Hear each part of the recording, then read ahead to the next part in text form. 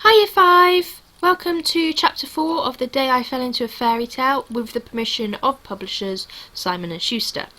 So far, a supermarket has popped up from nowhere during the night, just from a molehill.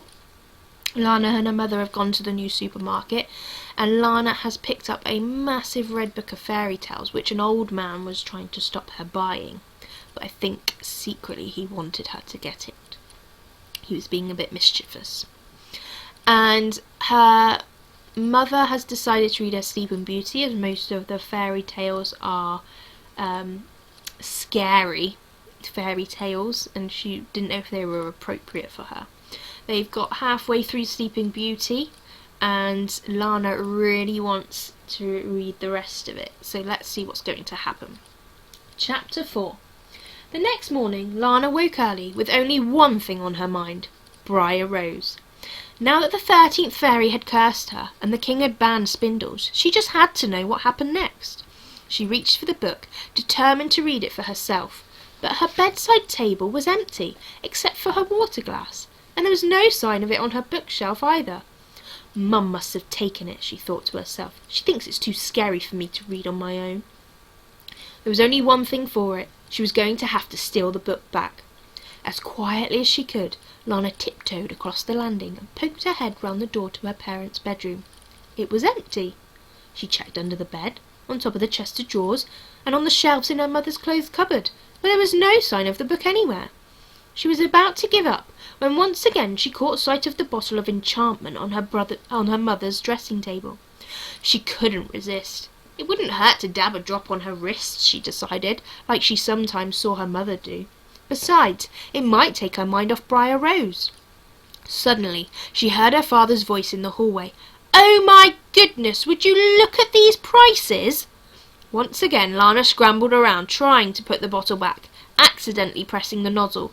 This time it squirted in her right eye, which immediately began to weep. "Ow!" she cried, clasping her hands to her face. "Poppet!" cooed her father, entering the room. "What's the matter?" Lana had no choice. She was going to have to pretend to be upset, just like she had with her mother. "Mum's hidden my book," said Lana, looking up at him with streaming eyes. Or rather, one streaming eye and one quite normal one. "Oh dear," said her father, scooping her up in his arms. "I'm sure she's just put it somewhere safe. Anyway, she's at work. I'm looking after you this morning." Disappointment flooded through Lana. Now she would have to wait a whole day to find out where her mum had hidden her book.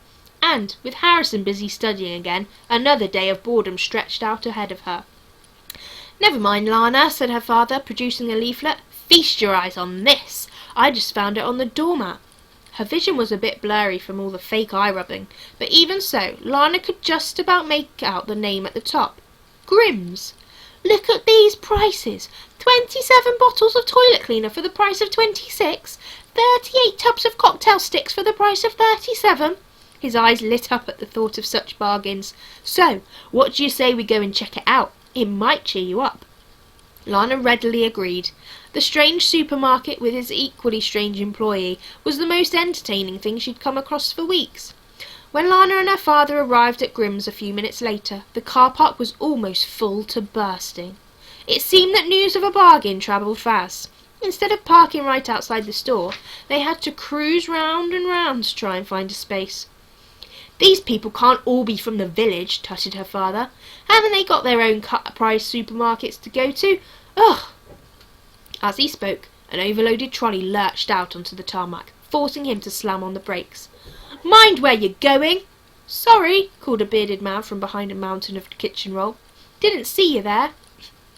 "Honestly," said her father under his breath, "does he really need all of that?" "Perhaps he saw how cheap it was and couldn't help himself," suggested Lana, but her father didn't seem to pick up on the joke. And that wasn't the only joke he didn't pick up on. As they crawled along the aisles, waiting their turn at the shelves, Lana invented a very funny game. Every time her father paused to study the price on something, Lana would sneak as much sugary food as she possibly could into the trolley.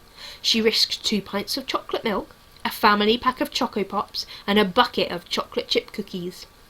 It was only when he reached the checkout and started putting their shopping on the conveyor belt that her father realised what Lana had been up to. Where did this chocolate log come from?" he asked accusingly. "And what about this jar of chocolate spread?" "Maybe the 13th fairy put them in there," said Lana helpfully. "Who?" "The 13th fairy. She wasn't invited to Briar Rose's party, so she didn't get any sweet treats." Lana's father narrowed his eyes. "I see. Is this to do with your book of fairy tales by any chance?" Lana nodded, trying not to giggle. But her father wasn't amused. He took a shopping basket from beside the till and began to fill it with Lana's stolen sugar. "You need to put these back right now, or there's going to be a consequence." A consequence, as Lana well knew, meant something bad. "Like what?" she asked. "Like no bedtime story," said her father, who seemed to have second sense for what Lana wanted most. "But I want to find out what happened to Briar Rose." "Then you'd better be quick," came the firm reply. Which was how Lana found herself dragging a basket full of chocolate bars, cakes, biscuits and cereals around the corner of the pet food aisle, narrowly avoiding an elderly lady on a mobility scooter, who swerved wildly, running straight over the toe of the little old man. "Oi!" he yelped, clasping his foot in pain. He was wearing his maroon boiler suit again, and the moustache he'd had at the checkout was gone. "Watch where you're going, you stupid old bat!" But the elderly lady seemed not to hear, and trundled off down the aisle. "Don't be so rude!" exclaimed Lana, shocked at the little old man's reaction. "Anyway, it wasn't her fault, it was mine." "Huh," he grunted. "I might have known." A smile curled at the corner of his lips. "Come to bring the book back, have you? I told you it was too scary." "Actually," said Lana defiantly, "I'm really enjoying it." "Really?" he asked, sounding surprised. "Which story have you started with?" "Sleeping Beauty," said Lana. "Oh," he said, smiling again. "Where are you up to?" "The 13th fairy has cast her curse, and the king has destroyed the spindles." "Ah," he said, nodding sagely. "That explains it. That's just the setup. You haven't got to the scary bit yet. Well, I'm sure when you do, you'll be bringing that book back all right." And with that, he headed off down towards the toys and games aisle. Moving quickly, Lana chucked her basket in a nearby trolley and scurried after him. "What scary bit?" The little old man turned slowly. "You really want to know?" Lana nodded. He fished a well-thumbed red leather booklet from the top pocket of his overalls and consulted it, and then put it back. "May I suggest you try the sherbet lemons?" For a moment Lana couldn't understand what he could possibly mean, but then her eyes came to rest on something truly extraordinary. Smack dab in the middle of the toys was the biggest tub of pick-a-mix she'd ever seen. Lana frowned in confusion. Pick-and-mix was one of her favourite things in the whole world, so she couldn't imagine how she hadn't noticed this huge selection yesterday. But there it was, row after row of giant crystal-clear tubs, each and every one crammed full of the most delicious-looking sweets. She took a step closer. Entranced, she lifted the nearest lid. An entire tub full of pear drops. She could almost feel the sharp crystallized sugar scraping the roof of her mouth. She lifted the next lid. Jelly babies! She loved jelly babies! "Found them yet?" grinned the little old man. Lana shook her head. "There, at the back." She tried to open the lid, but it was just out of reach. "Here, let me lift you up." And before Lana could protest, he reached up under her arms and lifted her towards the lid of the tub. "Go on," he urged, straining under her weight. "Open it." His sharp hands were digging into her armpits, so Lana quickly lifted the lid.